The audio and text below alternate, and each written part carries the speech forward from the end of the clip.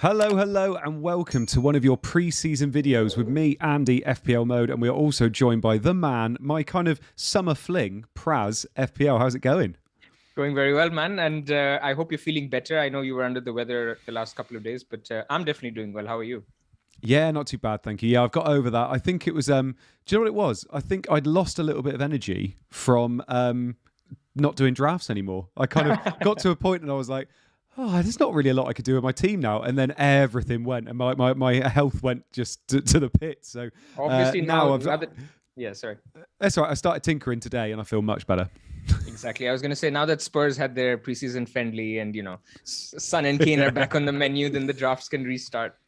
It's not the Spurs friendly, Praz. It's the United friendly. The Man United 4-0. Obviously, We're back. Obviously. We're back. Good evening to people that are in the chat. We got a few people coming in saying good evening, good evening, and a pair of legends. Thank you very much. So, Praz, tonight then we're going to be talking about the best budget defenders. Now, a lot of people are talking about going big at the back this year, but if you're not, and you're going for 3 at the back like traditionally, or if you're going 4 at the back, which I think is a good little kind of middle ground for what a lot of people are doing, you're going to need a budget defender somewhere, aren't you? Absolutely. And even if people like me, for example, who are fairly set on a 5 at the back, you need to monitor these guys because they become gems any point. I mean, game week 1, you get an 8 million midfielder who scores a brace and you really want to get to him. You need to know who's the guy I need to downgrade my defender to afford the midfielder. So even if you're going heavy at the back, this is something that you need to pay attention to, these players, their minutes preseason. So hopefully we'll be able to help with that. Yeah, and there's always someone in there. There's always someone that comes through. We've had, who have we had? Wan-Bissaka, we've had Lundstrom, we've had, who was it last year? Simicus, I suppose, at the beginning, wasn't it? Yeah, but yeah. There's always someone. Not too much. Exactly. Yeah, not too much last year. But anyway, should we get started? Because we're making these videos nice and short to start with, aren't we? So here we go. And by the way, if you like the new graphics, make sure you leave a comment because I'm really excited about them. So we have our table up here.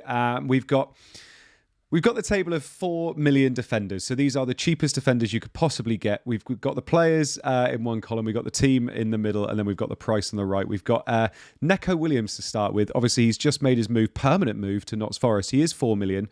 For me, and I'm probably giving a little bit away here, he's my preferred 4 million option. I feel like he's going to be playing every game. They've paid a lot of money for him, to be perfectly honest, for Forest.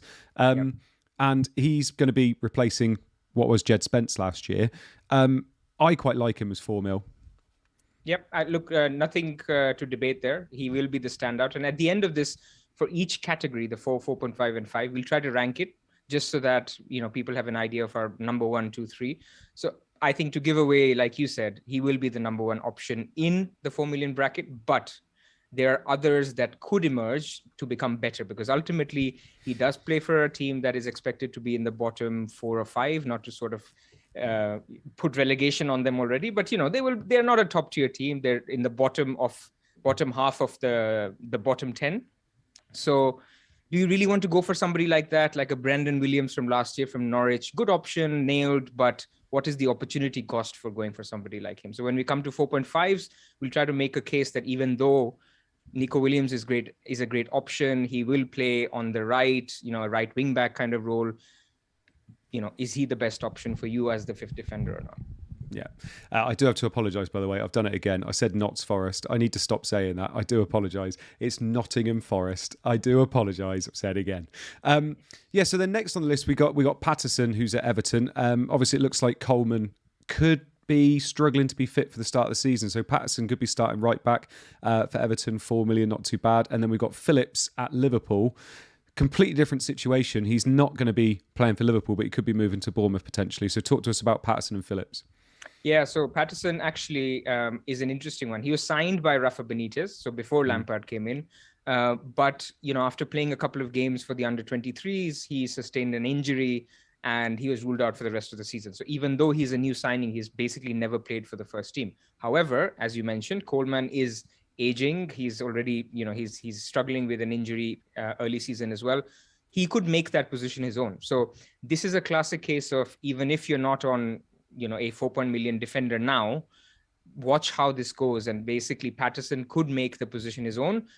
I tend to think that Everton will finish higher than Nottingham Forest. I don't know how attacking he will be. So it's certainly one. So don't just sort of close your eyes and say Nico Williams, nobody else. I think Patterson is one that could be a shout second half of the season or even later down the line.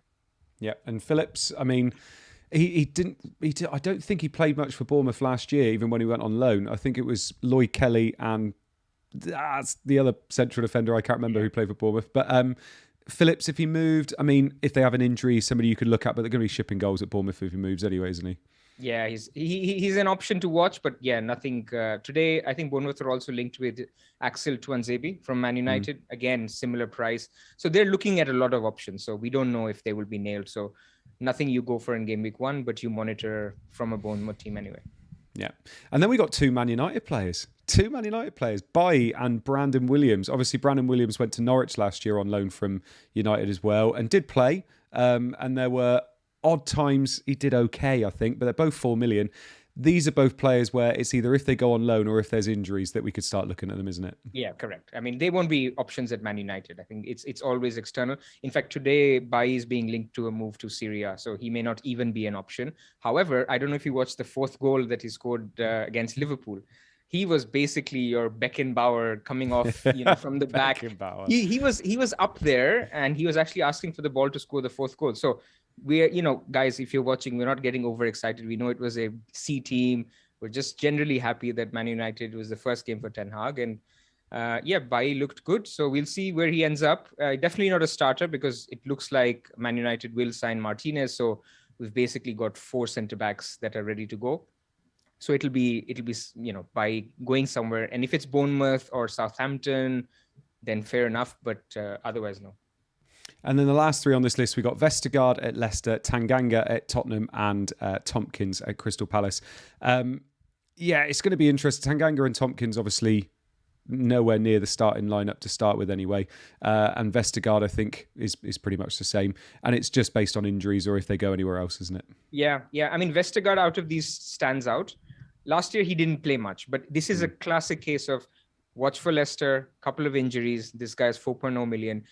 Out of all the teams, he will be, if I'm assuming the Man United guys leave, he's the highest sort of from a club that will be the highest in the league. So a couple of injuries at Leicester, watch for Vestergaard. He then becomes an option that could be superior to a relegation threatened team, for example. So again, one to watch. But if last year he didn't get a shout, even though it was Amartey, Soyuncu, Evans, and Fofana, even then he didn't play much, even though Fofana was injured. He's not going to play now. Yeah. So tell us, give us your top 3 of the 4 million defenders then. I'm going to go Nico Williams, Patterson, and Brandon Williams, because I think he will probably get something in another Premier League team. I'm annoyed because that's my top 3 as well. Well, we can agree. I know. So I'm going to go Williams, Patterson, and I'm going to go Brandon Williams as well, because I think Brandon Williams has done okay when he's gone on loan before. Yeah. Yeah, he was. Right, 4.5s now. And it's a little bit different, this list, because we do have 2 options from most teams. Potentially, with Leicester, there's even 4 options. So we're going to start with Tomiyasu and White at the top there for Arsenal, 4.5 million. My personal preference, I always prefer the wing-backs over the centre-backs, but obviously White, it's just been kind of Mr. Dependable in terms of minutes from last season. So Tomiyasu and White, talk us through it. So look, Tomiyasu is the Twitter darling or the template darling for 4.5s. And it's simply because people are afraid that now that you have, obviously you have Gabriel playing and, Saliba has come back from loan and he has good prospects. So people just think there's a very small chance of a White, non-nailedness, but I don't think that will be the case. I think White will pretty much play. They paid something like 50 million for him last season. He should be the guy who starts, but Tomiyasu has no threat. So Bellerin played some minutes in their preseason game, but he wants to leave the club. I mean, I spoke to a couple of Arsenal fans. There's a very little chance that Bellerin stays. So which means it's Tomiyasu's place to keep. But just in terms of, his attacking output, he's not an attacking defender, especially if Tierney is playing. He's the guy who bombs forward. Tomiyasu is the one who tucks in.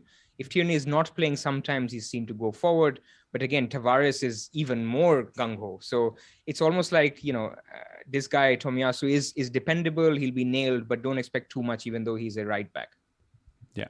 No, I like it. And Duncan Lamptey next. I was quite shocked that Dunk came in at 4.5. You know, he's had good pedigree before, getting 2-3 goals a season and getting some assists as well. I think for 4.5 million for, you know, a Brighton centre back that's playing every minute, I think that's really good value.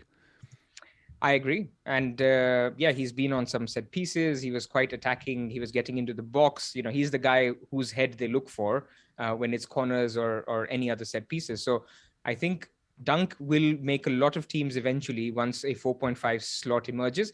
I think at the moment it's a fixtures play, right? You want to get somebody from an Arsenal team who are top of the ticker or second or third, depending on where you cut it. So defensively, I think Arsenal are a second tier. So if you take out Chelsea, Man City and Liverpool, I think Arsenal are up there despite their form at the end of last season. So you're getting good fixtures, good defense. So therefore Arsenal slightly trumps it for me. I know we're not ranking them yet, but I think Brighton in general have always been a good possession team. They play good football. I just wonder what happens if Cucurella leaves. You know, they've already lost White from last season. I just wonder how that will kind of cope, because as mentioned in his video with Luke, who was considering Cucurella if he moves to City, Cucurella is going to be a big loss. So how the team copes will be a question mark. But look, Dunk on a standalone basis is a good pick. Yeah. Soufal and Zuma next for West Ham. I'm not 100% sure that Soufal is going to be the starting right back. I think Ben Johnson's going to be giving him a run for his money this year. And obviously Zuma has had his off-field problems, to say the least. But both 4.5 million. If West Ham have some nice fixtures, they're not bad shouts if they're playing.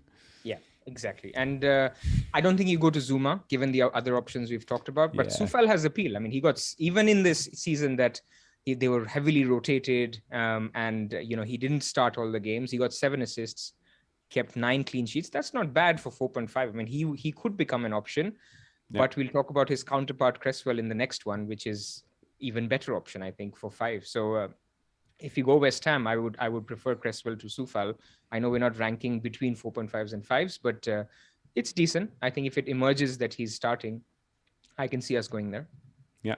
And then, I mean, we could mention pretty much the whole Leicester back line now. We got Justin Pereira, there's Fofana as well.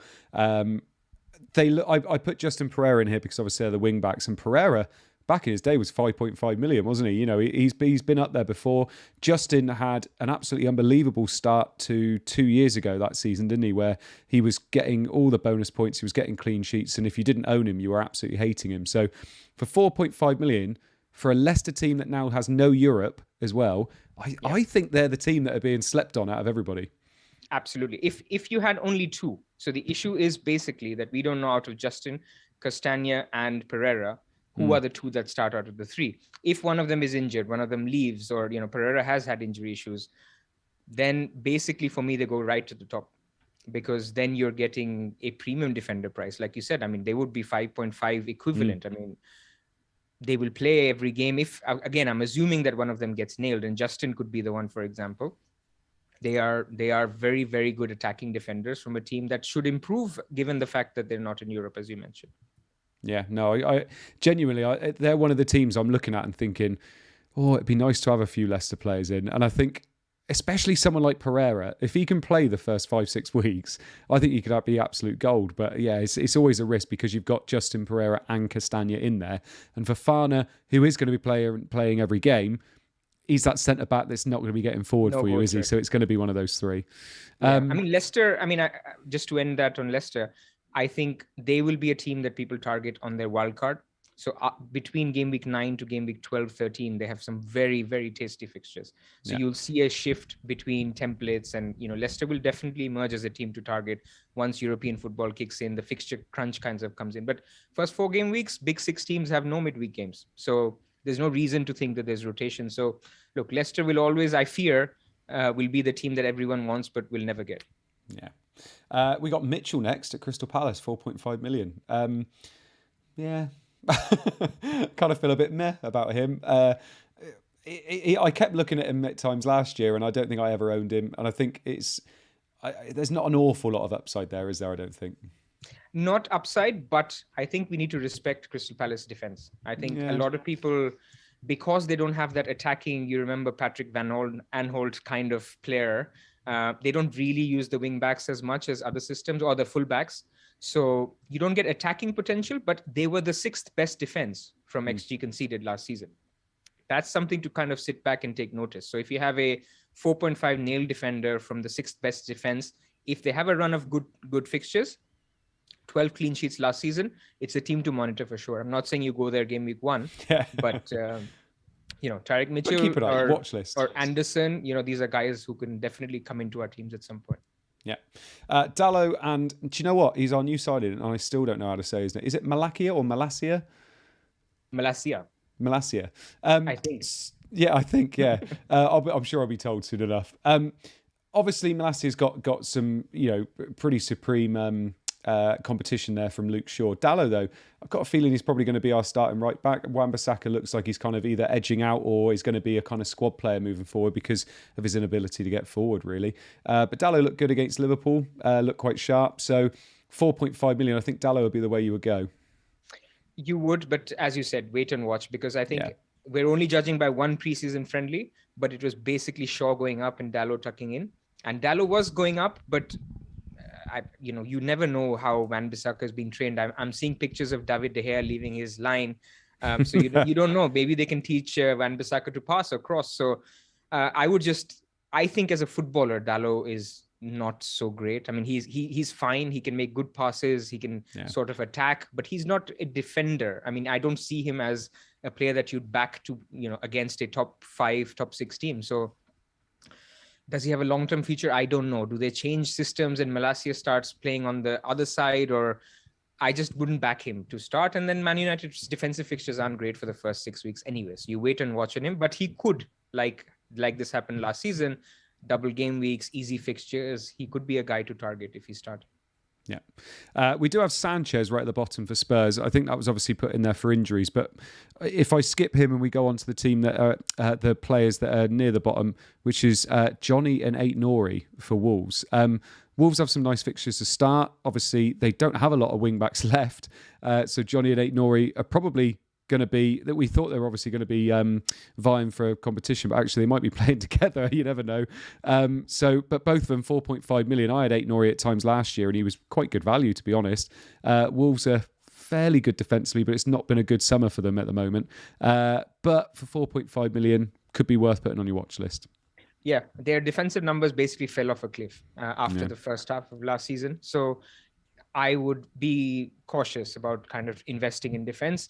I mean, Sai is a different animal. I mean, he had so many save points. He's still a great goalkeeper. But because Semedo's injured, as you said, both should play.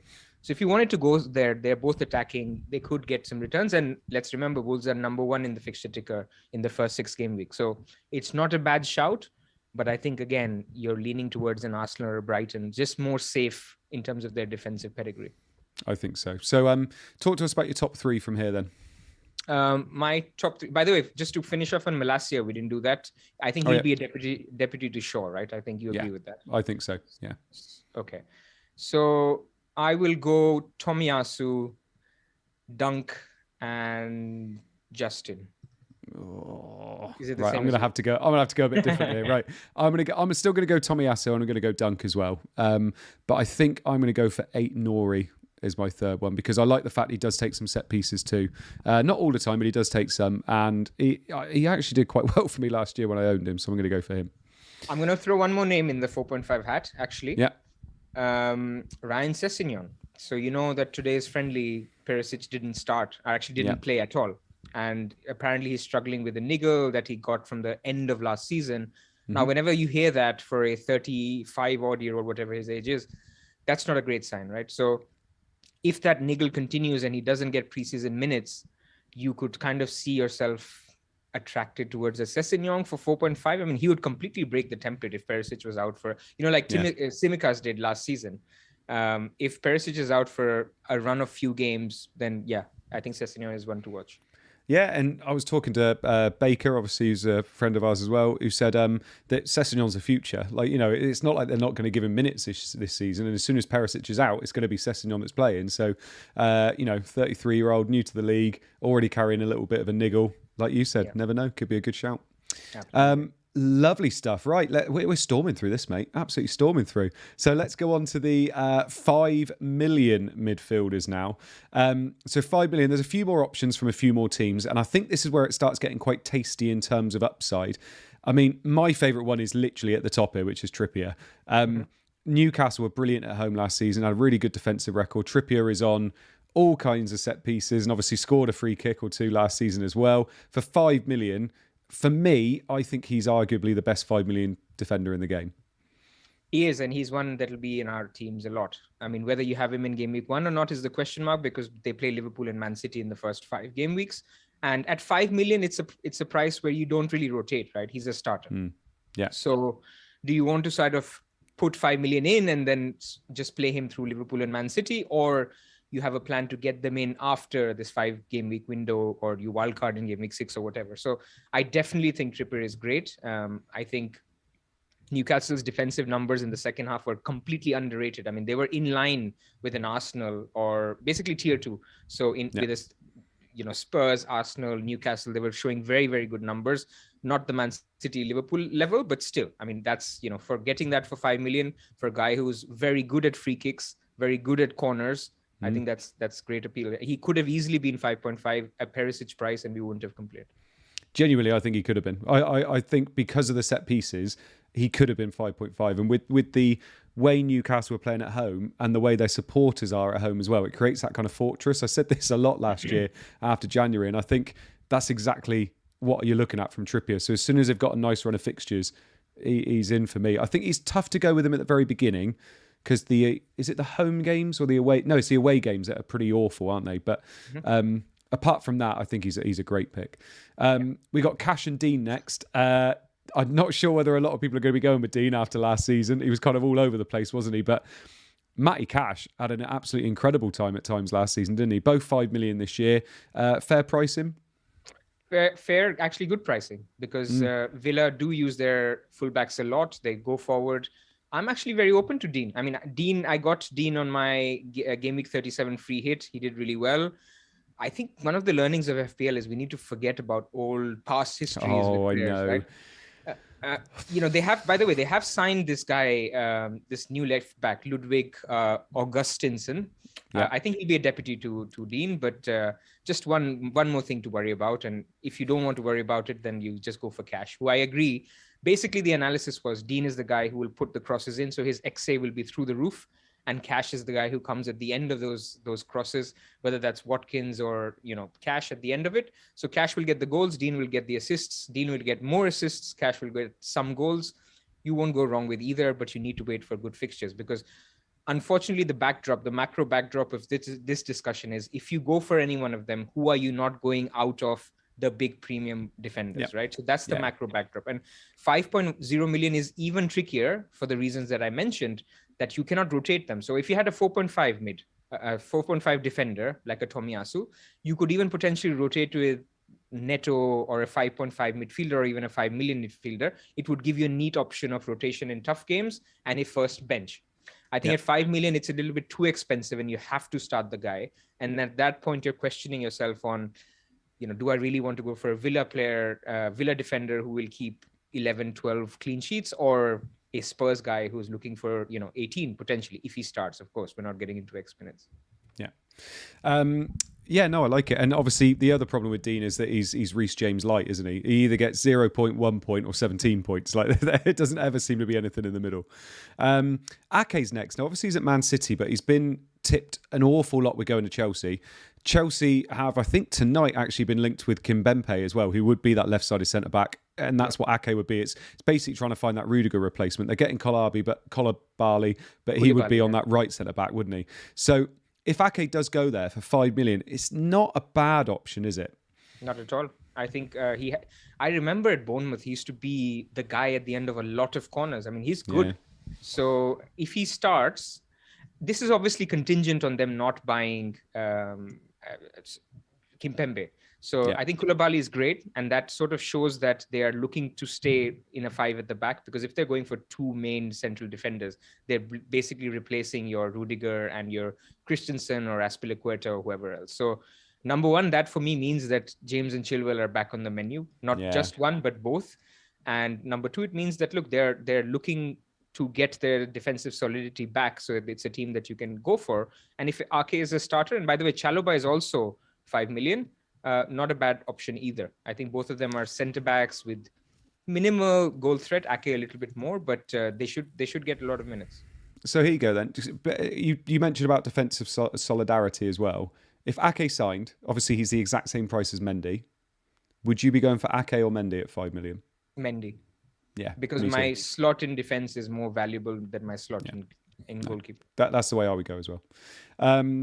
Doherty and Dyer next for Spurs. Doherty is going under the radar. Lots of people have Perisic in. Perisic is still just under 50% owned, I think. Yeah. Doherty, though, he's going to be most likely playing right back as long as he's fit. It was brilliant last year when he was playing, wasn't he? Absolutely brilliant. Scoring goals, getting assists like he used to do when he was, in his Wolves pomp. 5 million. He's not in enough teams, is he? No, I think he's going to be one of those. If let's assume they don't sign Jed Spence, and Perisic is still having minor niggles leading into the season, Doherty is going to be amazing. And I wouldn't even back against a double up, even if they're playing Chelsea game week 2. I mean, Doherty in itself is a great option, and for 5 million, I mean, if he's nailed, he's Perisic's price because he's very attacking. Now, one caveat in this friendly today, Lucas Moura was tried out at right wing back.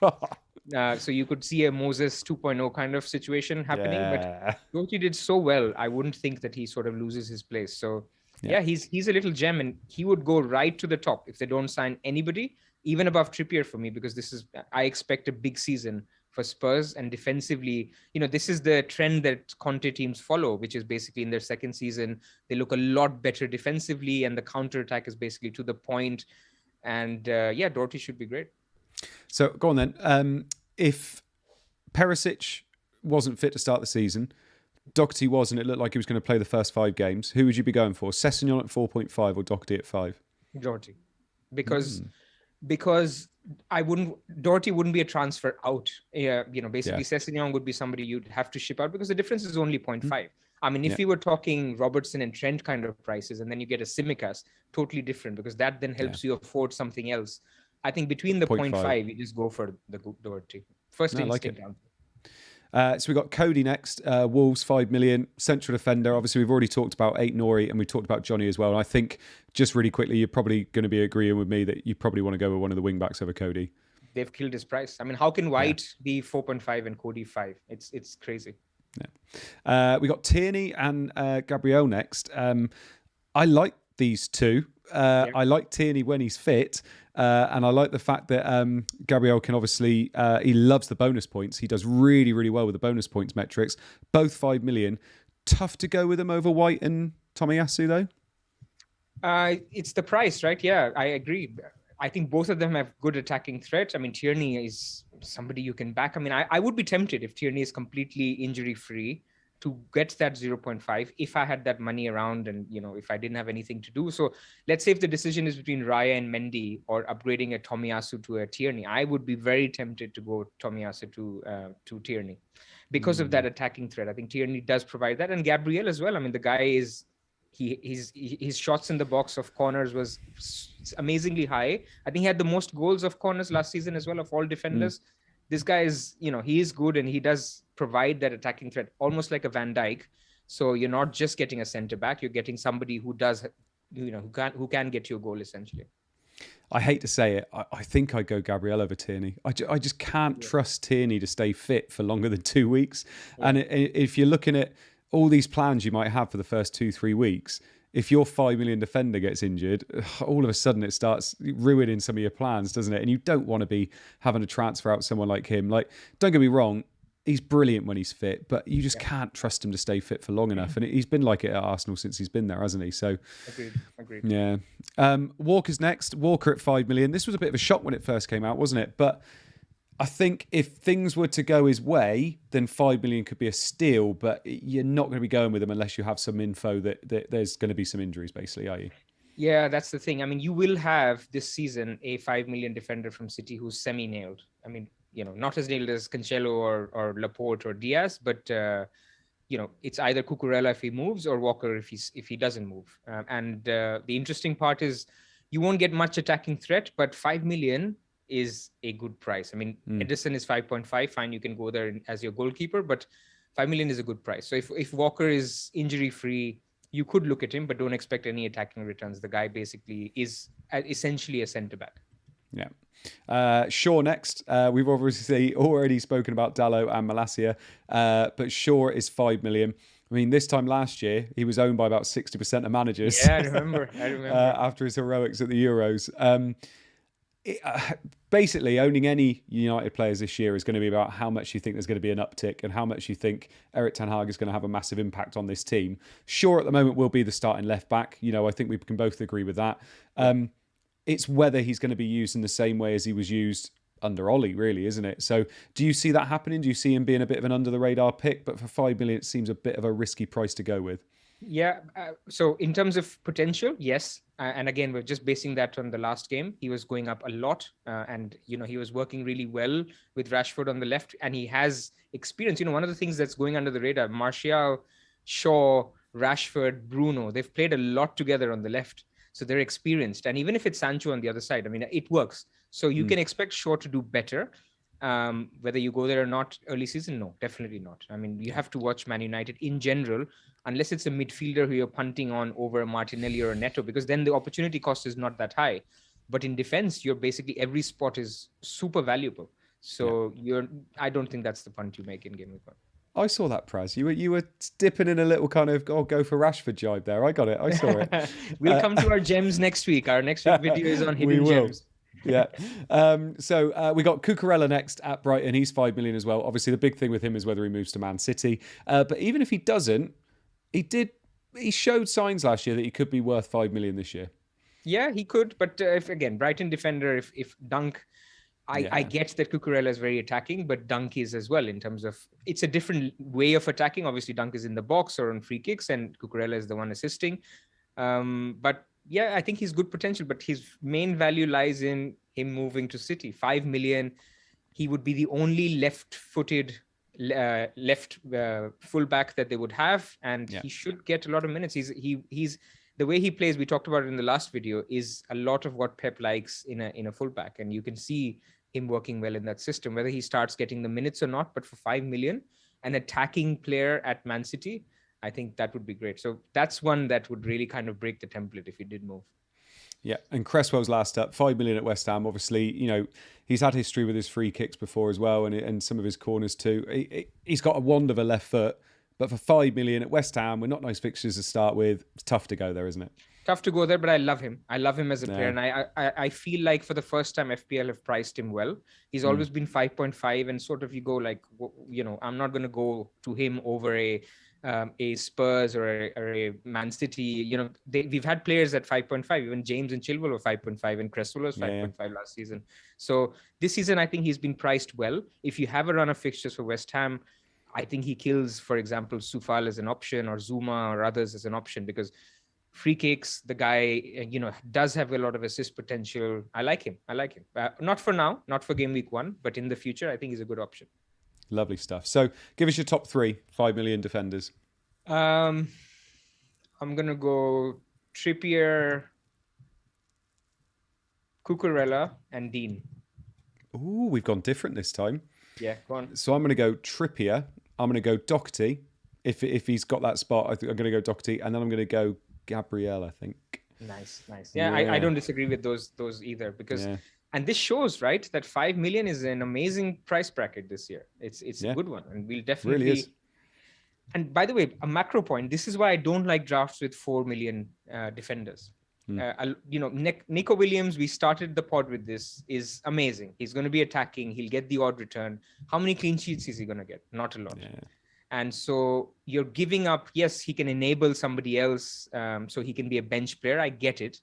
But you're also giving up having a 4.5, all the good guys we talked about, or even potentially a 5 million. For 1 million more, you can do a lot more with the team. I mean, to get a Trippier in a good fixture is, you're getting an attacker. So I'm hesitant to go 4.0 just for that reason, basically.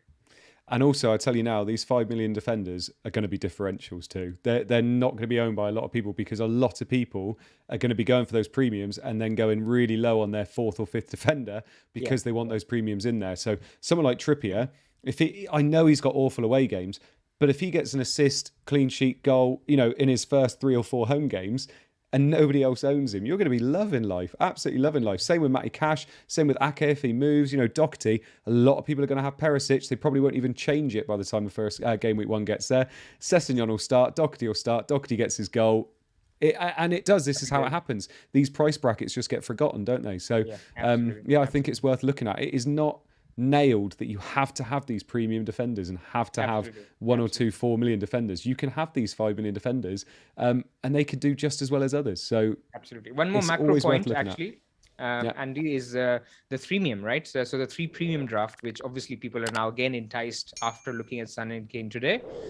This price bracket basically competes with your premium defenders. So can you say that a Trippier can compete with a Chilwell? Maybe. Can you say a Dean can compete with a Perisic, maybe, or a Doherty can compete with them? So idea is that if you can really upgrade your Jesus to a Kane, can you get your wing backs to compete, these 5 million guys to compete with the big premiums? So that's basically the play here, that if you have conviction over the 5.0 defenders, you can really go for that third premium that others cannot afford. Yeah, exactly. Right, Pras, thank you so much. I bet you didn't think you'd be enjoying talking about budget defenders tonight, did you? Oh, you're muted, I think. Sorry, I did not think that I would be here discussing this because they will not be part of my Game Week 1 team. But like every good manager should do, you should be aware of all these options because we're all going to get it wrong in Game Week 1. We'll all be scrambling for transfers in Game Week 2 or Game Week 3. So you need to know who you can downgrade your premium defender to afford that bandwagon in midfield. So, it's good to kind of talk about all these guys. Exactly. And I hope you enjoyed your evening. I did indeed. I hope you did as well. I did. And like you said, next week, hidden gems. That's what we're going to be looking at, isn't it? Yes. Thank you so much, guys, for joining us in the chat. And we hope to see you again next week. We are getting very, very close to the start of the season now. It's not too far away. And I think Scoutcast and Burning Questions will be making their way in the next couple of weeks as well. But we'll see how we get on. So we'll see you all next week. Happy tinkering. Bye-bye. Bye there.